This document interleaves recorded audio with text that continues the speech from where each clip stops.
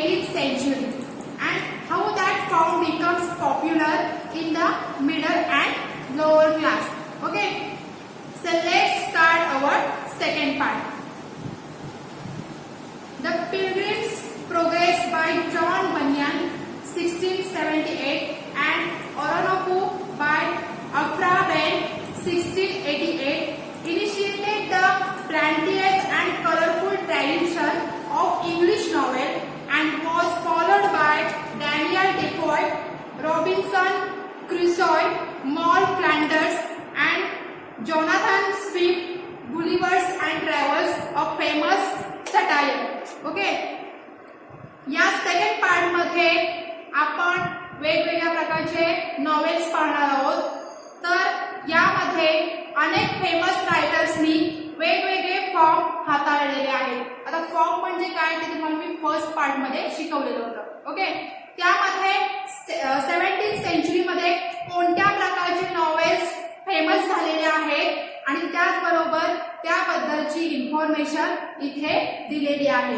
So जे pilgrims progress जे John बनियन यांनी 1678 मध्ये लिहिले होतं, त्यानंतर ओरोनोको हे 1688 मध्ये लिहिलेलं होतं. ते कोणी लिहिलेलं? अॅफ्रा बेन यांनी लिहिलेलं. ओके, तर ते अशा प्रकारचं होतं की ते इनिशिएटिव्ह ठरलं, म्हणजे त्यांनी सुरुवात केली होती.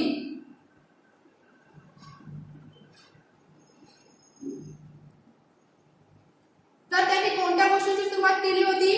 इनिशिएटिव्ह केलेलं, म्हणजे इंग्लिश नॉवेल मध्ये जे होतं त्या काळामध्ये हा क्लास जो त्या ठिकाणी तयार झाला होता. सो त्या इंग्लिश नॉवेलच्या बाबतीत मोठ्या प्रमाणामध्ये आणि कलरफुल असे ट्रॅडिशन त्या ठिकाणी उदयास आले. Okay, and was followed by, आणि त्यालाच कोणी फॉलोड केलेला आहे? तर बनियन आणि बेन यांच्या शैलीला कोणी फॉलो केलेला आहे? तर डॅनियल डिफोय यांनी फॉलो केलेला आहे. डॅनियल डिफोय, रॉबिन्सन क्रुसोय, मॉल फ्लँडर्स यांनी ते फॉलो केलेलं आहे आणि या नॉवेलच्या थ्रू त्यांनी फॉलो केले. त्याचबरोबर जॉनथन स्विफ्ट यांनी काय केलंय?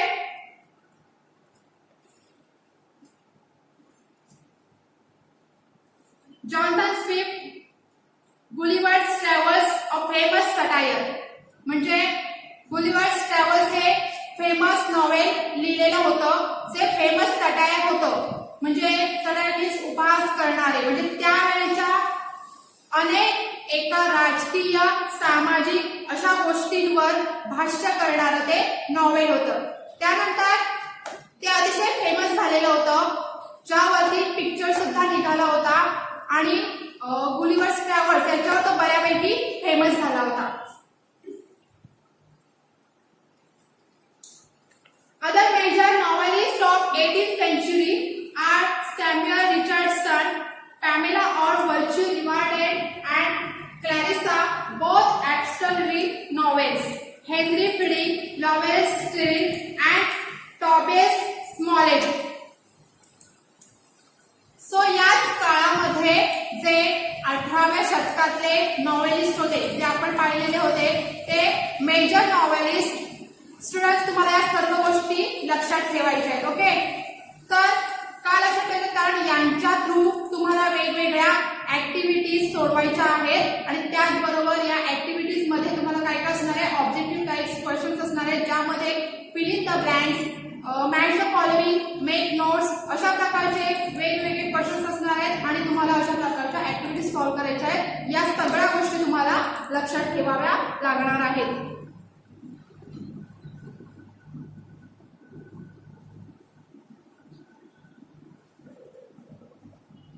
The tradition was enriched by many other stalwart novelists such as Charles Dickens, Walter Scott, Nathaniel Hawthorne, Horace Walpole, Thomas Hardy, Wilkie Collins and H.G. Wells. यामध्ये 18व्या शतकातील नॉवेलिस्ट कोण होते? तर सॅम्युअल रिचर्डस, की ज्यांनी लिहिलेलं नॉवेल होतं, कोणतं नॉवेल लिहिलेलं होतं? सॅम्युअल रिचर्डस यांनी पॅमेला अँड व्हर्च्यू रिवार्डेड अँड क्लॅरिसा हे त्यांनी नॉवेल लिहिलं होतं. Both ऍब्सोल्युटरी novels. सो हे जे नॉवेला म्हणजे व्हर्च्यू रिवार्डेड दुसऱ्या नावाने ते प्रसिद्ध होते. हे जे नॉवेल होतं ते नॉवेला म्हणजे व्हर्च्यू या दुसऱ्या नावाने ते प्रसिद्ध होतं. आणि क्लॅरिसा, हिअर क्लॅरिसा हे जे दोन्ही सॅम्युअल रिचर्डस यांची नॉवेल होते. ओके, ते कोणत्या प्रकारचे नॉवेल होते? तर ऍब्सोल्युटरी नॉवेल. यामुळे तुम्हाला अनेक प्रकारचे टाइप्स ऑफ नॉवेल सुद्धा दिसणार आहेत. ओके, तर याबद्दल डिटेल एक्सप्लेनेशन तुम्हाला या पार्ट मध्ये टाइप्स ऑफ नॉवेल या सेक्शन मध्ये तुम्हाला माहिती होणार आहे. सो ऍब्सोल्युटरी नॉवेल म्हणजे काय हे सुद्धा तुम्हाला यामध्ये माहित होणार आहे. या ठिकाणी कळणार आहे तुम्हाला ऍब्सोल्युटरी नॉवेल्स म्हणजे ऍब्सोल्युटरी नॉवेल्स मीन्स या ठिकाणी हे जे नॉवेल्स होते याच्यामध्ये मोस्टली लेटर फॉर्म वापरलेला होता. आता हा लेटर फॉर्म होता, या लेटर फॉर्मच्या थ्रू हे उलगडणारे होते. Okay,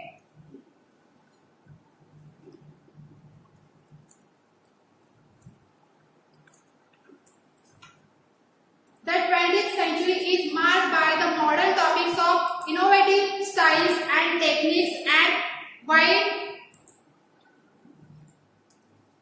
angles of the views by the novelists like E.M. Forster, James Joyce, and Joseph Conrad, Henry James, George Orwell, Graham Greene, D.H. Lawrence, William Golding, and Anthony Burgess.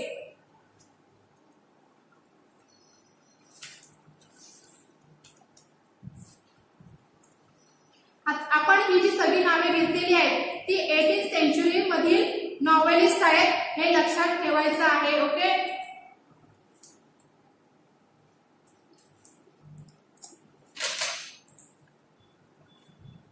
त्याचबरोबर जे काही stalwart novelist होते त्यांची आपण नावे पाहणार आहोत. ही नावे जी तुम्हाला सांगितलेली आहेत ती कशाबद्दलची होती? स्टॉलवर्ड नॉवेलिस्ट विषयीची ती नावं होती. या सर्वांनी इंग्लिश लिटरेचरला एनरिच करण्याचं काम केलेलं होतं. ओके,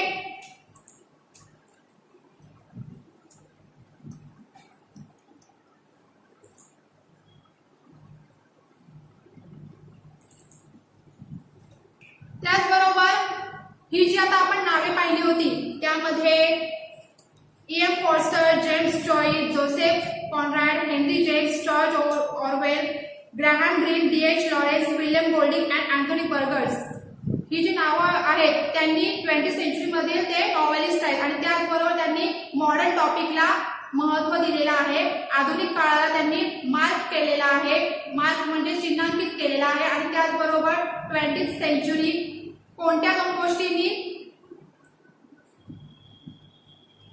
करण्यात आली होती, मार्क करण्यात आली होती? तर modern topic and innovative topic. Okay, modern topic and innovative topic types and techniques म्हणजे त्यांनी नवनवीन शैलींचा, नवीन तंत्रांचा वापर यामध्ये केलेला आहे.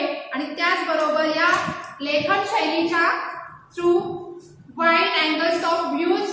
सो त्यांनी जे हे काही व्ह्यूज दाखवले होते, जे काही व्ह्यूज त्यांनी केले होते, त्यांचे जे काही दृष्टिकोन होते ते त्यांनी वाईड करायचं काम केलं होतं. आणि त्यांच्या कक्षा रुंदावत गेल्या होत्या. म्हणजे त्यांनी जे काम केलं होतं ते त्यांची त्यामध्ये प्रोग्रेस होत गेली.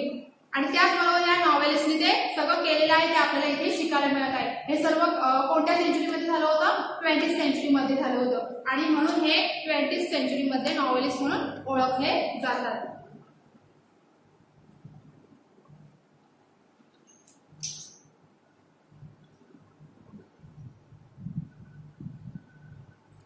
There are immigrant authors like they widen the circumference of the genre by writing political, social, psychological and other modern issues in their novels. तर यामध्ये त्यांनी या शैलींचा, त्याच्या प्रकाराचा म्हणजे जो सर्क्युम्फरन्स आहे त्याचा जो काही भाग, सर्क्युम्फरन्स मीन्स परिघ, त्याचा जो काही भाग आहे त्याची जी कक्षा आहे ती रुंदावत चाललेली आहे. आणि ते रुंदावण्याचं वाईडन म्हणजे वाईडन करण्याचं काम कोणीही केलेलं आहे? व्हाईट कलरचं काम कोणी केलेलं आहे? Writing political, social, psychological and other modern issues in their novels. म्हणजे त्यांनी आपल्या नॉवेल्समध्ये राजकीय, पॉलिटिकल मीन्स राजकीय, सोशल मीन्स सामाजिक, सायकोलॉजिकल मीन्स मानसशास्त्रीय आणि अदर मॉडर्न म्हणजे आधुनिक काळामध्ये त्यांनी त्यांचे जे काही इश्यूज होतं त्यांनी ते हाताळलेलं होतं. Okay. There are immigrant authors like Salman Rushdie India, V.S. नैपॉल, Trinidad Kazuo, Ishiguro Japan and many others. यामध्ये या ठिकाणी तुम्हाला कदाचित फिलिंग द ब्लँक्स आणि मॅच द फॉलोइंग सुद्धा या पॅराग्राफमध्ये विचारले जातील. आणि यामध्ये म्हणजे इथे काय दिलेलं आहे? हिअर इमॅजिनेशन ऑथर्स म्हणजेच स्थलांतरित रायटर म्हणून यांना ओळखलं जातं. ज्यांचे मी आता तुम्हाला नेम्स रीड करून दाखवले त्यामध्ये Salman Rushdie India, V.S. नैपॉल, Trinidad Kazuo, Ishiguro Japan आणि मेनी अदर्स हे स्थलांतरित रायटर म्हणून ओळखले जाऊ लागले. म्हणजे इमॅग्रंट ऑथर म्हणून ते ओळखले जाऊ लागले. Next para is the contribution of woman novelist to this great pageant can not neglected. Here neglected means दुर्लक्षित करणे. ओके. या क्षेत्रामध्ये फिमेल नॉवेलिस्टने सुद्धा जे कार्य केलेले आहे ते आपण निग्लेक्ट करू शकत नाही. म्हणजेच मेल नॉवेलिस्ट बरोबर फिमेल नॉवेलिस्टने सुद्धा पुढे येण्याचं काम केलेलं आहे आणि त्याचबरोबर त्यांचा उल्लेख या हिस्ट्री ऑफ नॉवेल्स मध्ये आपल्याला दिसतोय. ओके. तर फिमेल नॉवेलिस्ट सुद्धा मागे राहिलेला नाहीये. त्यांनी सुद्धा यामध्ये जे कार्य केलेलं आहे, यामध्ये काम केलेलं आहे ते आपण निग्लेक्ट करू शकत नाही, म्हणजे दुर्लक्षित करू शकत नाही. The novel of manners, Evelina by Frances Burney, Gothic novels by Anne Radcliffe, a novel based on Science of the Age, Frankenstein by Mary Shelley are landmark novels. आता आपण जे काही सगळे नेम्स पाहिलेले आहेत ते सगळे फिमेल नॉवेलिस्ट आहेत, सगळ्या त्या महिला आहेत. ओके. त्याच्यामध्ये फ्रान्सिस बर्नी यांनी लिहिलेलं नॉवेल ऑफ मॅनर्सच्या अंतर्गत त्यांनी लिहिलेलं जे इव्हॅलिना हे अत्यंत त्या काळात फेमस झालेलं होतं. ओके. त्यानंतर गॉथिक नॉवेल्स हा जो प्रकार आहे, गॉथिक नॉवेल्स हा जो प्रकार आहे तो ॲन रॅडक्लिफ यांनी हाताळला होता. म्हणजे त्यांनी ते त्याचं कार्य केलं होतं. कोणी? गॉथिक नॉवेल्सचं ॲन रॅडक्लिफ यांनी काम घेतलं होतं. त्यानंतर सोशल फिक्शन एज म्हणून सुद्धा त्या ठिकाणी ते प्रसिद्ध होतं. सायन्स एज फिक्शन या ठिकाणी ते मोठ्या प्रमाणात प्रसिद्ध झाले होते. कोणाचं? गॉथिक नॉवेल्स हा जो प्रकार होता तो ॲन रॅडक्लिफ यांनी हाताळला. त्यानंतर सायन्स फिक्शन एज म्हणून सुद्धा त्या ठिकाणी ते मोठ्या प्रमाणात प्रसिद्ध झालेलं. सो मोस्टली जे नॉवेल्स होते त्या काळामध्ये हे सायन्स फिक्शन होते. म्हणजे त्या ठिकाणी कोणी हा प्रकार हाताळलेला आहे तर ते कोण होते? मॅरी शाले यांचं फ्रँकेस्टन हे जे लँडमार्क नॉवेल होतं ते सुद्धा अतिशय फेमस झालं होतं. म्हणजे प्रत्येक महिलेने जे नॉवेल लिहिलं होतं ते प्रत्येकाचं नॉवेल हे खूप फेमस झालं होतं आणि त्याचबरोबर प्रत्येकीने कोणकोणतं नॉवेल लिहिलेलं हे ते नॉवेल त्यांनी सांगितलेलं आहे. ओके. तर जो फ्रँकेस्टाईन नॉवेलवर सुद्धा पिक्चर या ठिकाणी तयार करण्यात आलेलं होतं. Okay.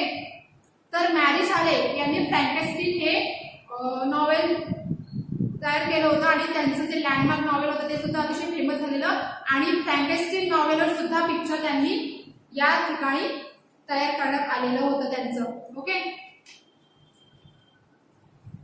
John ऑस्टेन has been ruling over the minds of the people through her novels. म्हणजे त्याचबरोबर जॅन ऑस्टिन नावाची लेखिका, जॅन ऑस्टिन नावाची जी लेखिका होती त्या सुद्धा त्यांनी सुद्धा काय केलंय या नॉवेलच्या थ्रू, लिखाणाच्या थ्रू लोकांच्या मनावर त्यांनी काय केलेलं आहे? राज्य केलेलं आहे. Bronte sisters Emily and Charlotte have created their own place by their incomparable works, The Wuthering Heights and Jane Eyre. म्हणजे यामध्ये आपल्याला टू सिस्टर सिस्टर्स सांगितलेल्या आहेत. कोणत्या दोन सिस्टर्स आहेत? या दोन बहिणी आहेत. ब्रॉन्टी सिस्टर्स म्हणून त्या ओळखल्या जातात. त्या दोन बहिणींना ब्रॉन्टी सिस्टर्स म्हणून ओळखलं जातं. तर त्या सिस्टर्स कोणकोणत्या आहेत? इमिली अँड चार्लॉट असं त्यांचं नाव होतं. सो त्यांनी सुद्धा स्वतःची प्लेस त्यांनी क्रिएट केलेली होती त्या दोघींनी. तर ते दोन नॉवेल्स त्या दोन नॉवेल्सच्या थ्रू त्यांनी काय केलं होतं? हे सर्व लिहिलेलं होतं. Wuthering Heights and Jane air.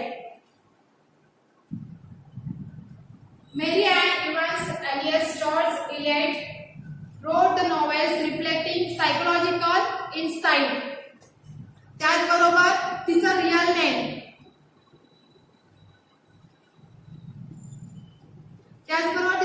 Name काय होतं? मेरी एंड इव्हान्स एलियस हे होतं. पण ती जॉर्ज इलियट या आपल्या पेन नेमनी ती नॉवेल्स लिहित असायची. ओके. तर तिने सुद्धा मानसशास्त्रीय दृष्टिकोनातून नॉवेल्स लिहिलेले आहेत. म्हणजे सायकोलॉजी मधून तिने नॉवेल्स राईट केलेले आहेत. कोणी? मॅरी अँड इव्हान्स एलियस यांनी जॉर्ज इलियट या आपल्या पेन नेल्सने त्यांनी सायकोलॉजी मधून नॉवेल्स लिहिलेले आहेत. Virginia Woolf is the pioneer of the stream of consciousness techniques in English novels. English नॉवेलमध्ये जो एक प्रकार नव्याने आधुनिक काळामध्ये आला होता तो stream of consciousness technique. Stream of consciousness techniques म्हणजे काय? माणसाच्या मनाचे सुद्धा वेगवेगळे टप्पे असतात. त्यामध्ये कोणकोणते टप्पे असतात? जागृत मन आणि निद्रिस्त मन. ओके. कॉन्शियसनेस या शब्दाच्या थ्रू तुम्हाला लक्षात येईल की माणसाच्या मनामध्ये विचारांचा जो फ्लो असतो तो त्या नॉवेल्सवर काम करण्यात आलेला असतो. ओके. सो त्या नॉवेल्सच्या थ्रू त्या रीडर्सला मेन कॅरेक्टर असायचं त्याच्या मनामध्ये एंट्री करण्याची मुभा मिळत होती. आणि त्याचबरोबर कॉन्शियसनेस टेक्निक्स हाताळण्याचं काम व्हर्गिनिया वुल्फ यांनी केलेलं होतं. ही व्हर्गिनिया वुल्फ कोण होती? ती पायनियर होती. Okay.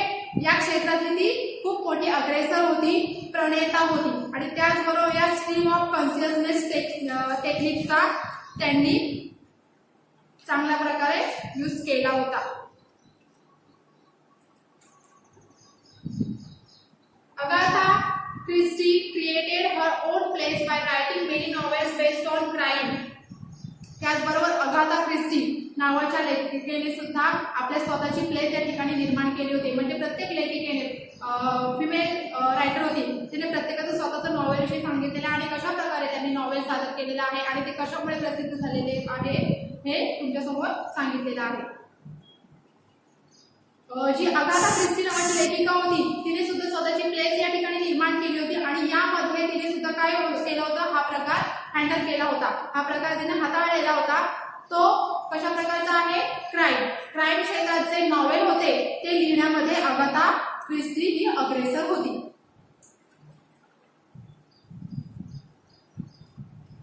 Hercule Poirot and Miss Marple are the evergreen detectives created by her. Harper Lee, Margaret Atwood, Toni Morrison, and Alice Walker have elevated the tradition further to prosperity.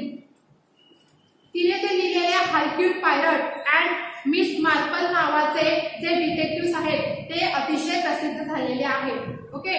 कोणी लिहिलेलं होतं? Agatha Christie यांनी लिहिलेलं हरक्यूल pirate and miss Marple हे detectives अतिशय प्रसिद्ध झालेले आहेत.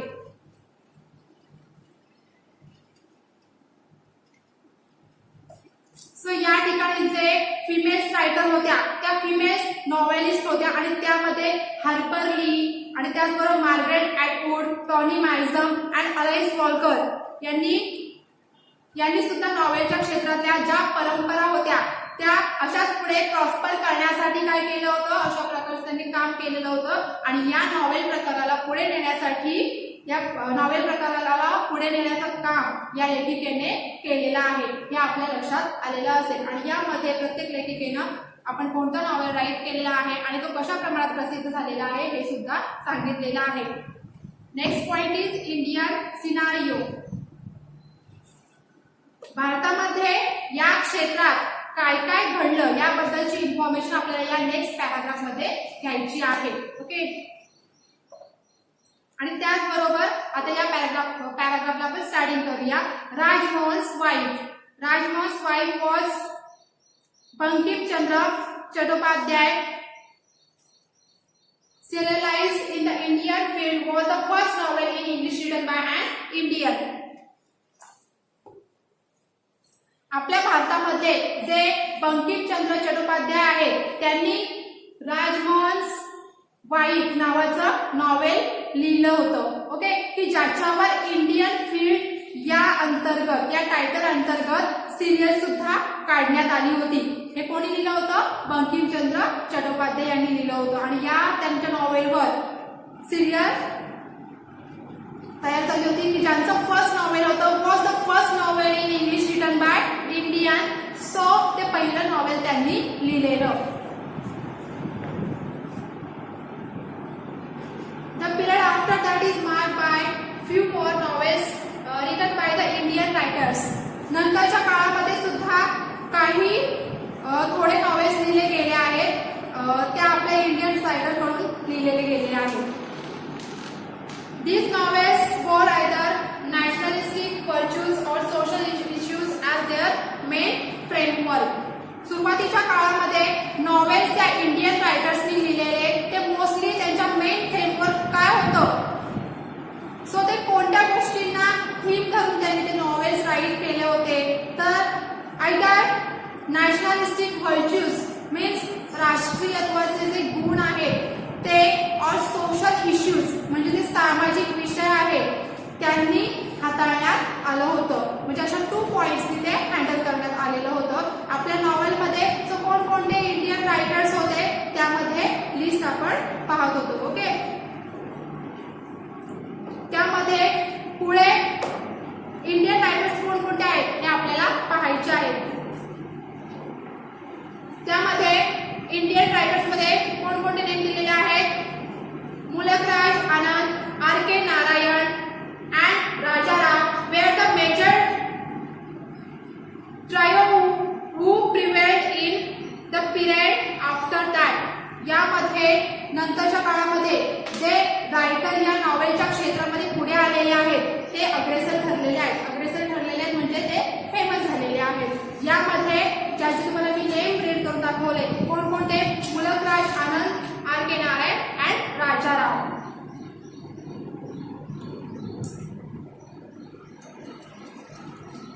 यांच्या शॉर्ट स्टोरीज होत्या.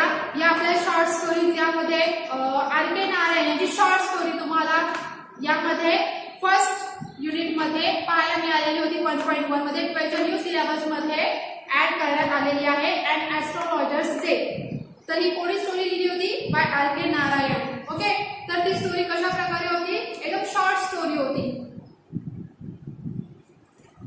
Novelist like Anita Desai, Nayantara Sahgal and Arun Joshi and Manohar Malgaonkar changed the current of Indian English novel through their words. यामध्ये जे आपण रायटर्स पाहिले होते त्यांचे ज्या शॉर्ट स्टोरी आपण पाहिल्या होत्या ते 3 रायटर्स जे तुम्हाला मी रीड करून दाखवले होते त्यांना ट्रिओ म्हणतात. ट्रिओ मीन्स त्रिकूट. या काळामध्ये ते प्रिवेल ठरलेलं होतं. या क्षेत्रामध्ये ते फेमस झालेले होते आणि अग्रेसर ठरलेले होते आणि त्यांनी हा नॉवेल हाताळलेला होता, म्हणजे हँडल केला होता. सो त्यानंतर त्या काळामध्ये इंडियन नॉवेल्स पुढे आले. ते फेमस व्हायला लागले हळूहळू नॉवेल्स मध्ये. तर त्या इंडियन नॉवेल्सनी त्या इंडियन इंग्लिश नॉवेलचा जो फ्लो आहे, जो करंट आहे तो पूर्णपणे त्यांनी बदलून टाकलेला आहे या 3 रायटर्सनी.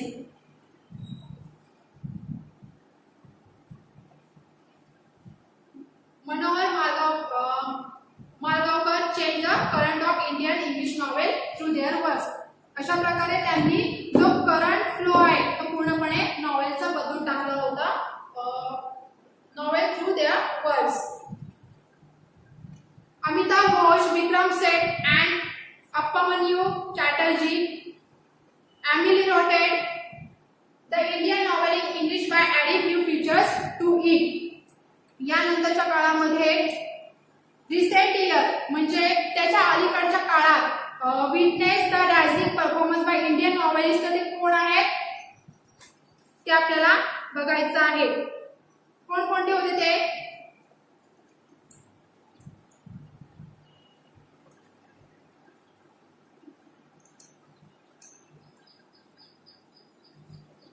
Recent years have witnessed the dazzling performance by Indian novelists. यामध्ये इंग्लिश नॉवेलला इंग्लिश नॉवेलच्या थ्रू एम्युलेट करण्याचं काम कोणी कोणी केलेलं होतं? बेटर आणि इम्प्रूव्ह करण्याचं काम कोणी कोणी केलेलं होतं? अमिताभ घोष, विक्रम सेठ अँड उपमन्यू चॅटर्जी यांनी एम्युलेटेड. इथे एम्युलेटेडचं तुम्हाला काय सांगितलेलं आहे? म्हणजे इंडियन इंग्लिश नॉवेलला त्यांनी एम्युलेट केलेला आहे. म्हणजेच काही जे न्यू फीचर्स आहेत, एम्युलेटेड म्हणजे जे बेटर आणि इम्प्रूव्ह करण्याचं काम त्यांनी केलेलं आहे आणि जे न्यू फीचर्स आहेत ते त्यांनी या लोकांना यामध्ये या फीचर्सने त्यांनी ऍड केलेले आहेत आणि त्याच्या थ्रू त्यांनी इंडियन इंग्लिश नॉवेलला त्यांनी एम्युलेट केलेलं आहे आणि त्यामुळे ते जगप्रसिद्ध झालेले आहेत. नंतरच्या रिसेंट काळामध्ये, रिसेंट इयरच्या अलीकडच्या काळामध्ये witness the dazzling performance by Indian novelist, ते कोण होते?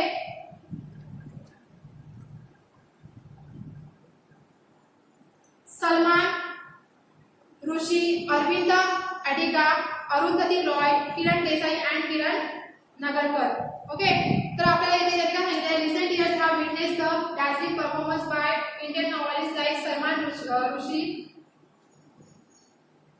अरविंद अडिगा अँड अरुंधती रॉय, किरण देसाई अँड किरण नागरकर यांनी रिसेंट इयर मध्ये सुद्धा अलीकडच्या काळात चांगल्या प्रकारे त्यांनी डॅझलिंग परफॉर्मन्स बाय इंडियन नॉवेलिस्ट हे त्यांचे नेम आलेले आहे. The tradition of English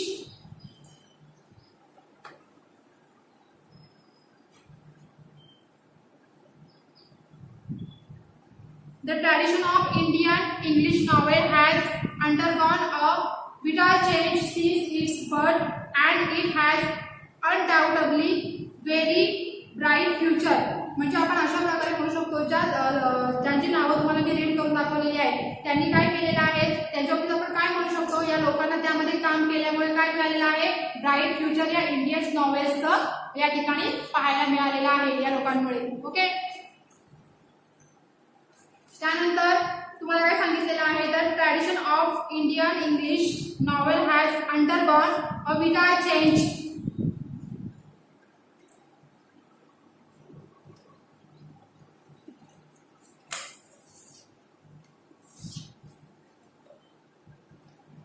Since its birth, and it has undoubtedly very bright future.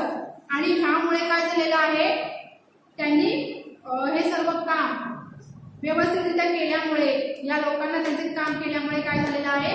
Bright future या इंडियन नॉवेल्सच्या बाबतीत या ठिकाणी पाहायला मिळते आपल्याला. Okay,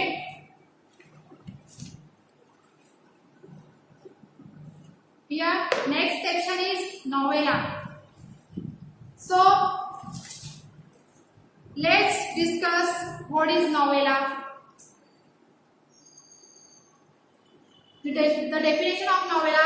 A novella, the word originated from the Italian word novella. Italian word novelli is a type of prose fiction which is a shorter than a full-length novel and longer than short stories. या ठिकाणी नॉवेलाचा अर्थ आपल्याला समजून घ्यायचा आहे. आपण जो novella हा शब्द पाहिला होता त्याचं मेन ओरिजिन कुठे आहे? तर तो इटालियन वर्ड नॉवेली या शब्दापासून घेण्यात आलेला आहे. ओके, नॉवेल आणि नॉवेल मध्ये काय डिफरन्स आहे? काय आहे? Types of pros fiction. Here types of pros fiction which is shorter than a full length novel and longer than short stories. तर यामध्ये नॉवेल आणि नॉवेलमध्ये काय फरक आहे? तर here types of pros fiction म्हणजे गद्य फिक्शन. ओके, मीन्स काल्पनिक कथा. सो हा एक असा गद्य प्रकार आहे की जो शॉर्टर आहे, थोडासा आखूड आहे, छोटा आहे आणि जो काही फुल लेंथ मध्ये लिहिलेला नॉवेल आहे त्या नॉवेलपेक्षा थोडासा शॉर्ट शॉर्ट प्रकार म्हणून नॉवेलाकडे पाहिलं जातं आणि ज्या लघुकथा आहेत त्या लघुकथांपेक्षा थोडासा लॉंगर म्हणजे थोडासा मोठा आणि आपल्या फुल लेंथ मध्ये नॉवेलपेक्षा थोडा छोटासा म्हणजे शॉर्ट आहे असा हा नॉवेलचा प्रकार आहे. त्याला नॉवेला असं म्हटलं जातं. It is a well structure, it's short narrative offer satire और रिअलिस्टिक इन टून. हा जो नॉवेला प्रकार होता तो वेल स्ट्रक्चर्ड होता म्हणजे त्याची बांधणी चांगल्या प्रकारे केलेली होती आणि त्याचबरोबर त्याचं जे कथन होतं ते एकदम शॉर्ट होतं आणि त्याचबरोबर त्याची जी टोन होती तो टोन अशा प्रकारे होती की ती वास्तववादी होती, सटायर होती, सॅटॅरिक होती. म्हणजे त्या काळातल्या एका इश्यू बद्दल जर एखादं मॉकिंग करण्याचा ते उपहार करणारं होतं म्हणजे त्या काळामध्ये एका गोष्टीबद्दल एका इश्यू बद्दल ते मॉकिंग करणारं होतं असं ते उपहास करणारं होतं. It is usually focuses on one incident or issues with one or two main characters and take place at a single tradition. Some of the famous novellas in English are. यामध्ये मोस्टली एखाद्या main इश्यूला एखाद्या घटनेला focus केलं जायचं आणि यामध्ये एक किंवा दोन मेन कॅरेक्टर्स असायचे आणि त्या परंपरा धरून ते नॉवेल लिहिलेलं गेलेलं असायचं. ओके, त्यानंतर आपल्याला some of the famous novels in English are. त्यावेळेचे फेमस नॉवेल्स कोणते होते त्याची लिस्ट आपल्याला इथे खाली दिलेली आहे. Let's discuss which is that list. First is the heart of darkness by Joseph Conrad. Next the turn of the screw by Henry James. Next is Billy Budd by Herman Melville. Next is Dead in Venice by Thomas Mann. 50 is Seize the Day by Saul Bellow and 70 is Pearl by John Steinbeck. म्हणजे हे कोण आहेत some of the famous novels in English are. या English मध्ये त्यावेळेसचे famous novels होते त्यांची list आपण इथे पाहिलेली आहे. हे सगळे फेमस होते, फेमस नॉवेलिस्ट होते, रायटर्स होते आणि त्याचबरोबर त्यांनी हे वेगळं नॉवेल लिहिलेलं होतं, वेगळ्या प्रकारचं नॉवेल लिहिलेलं जे इंग्लिश नॉवेल्स हे त्या ठिकाणी प्रसिद्ध झालेलं आहे. Okay, so this is our second part and so remaining part discuss in our next video. Thank you.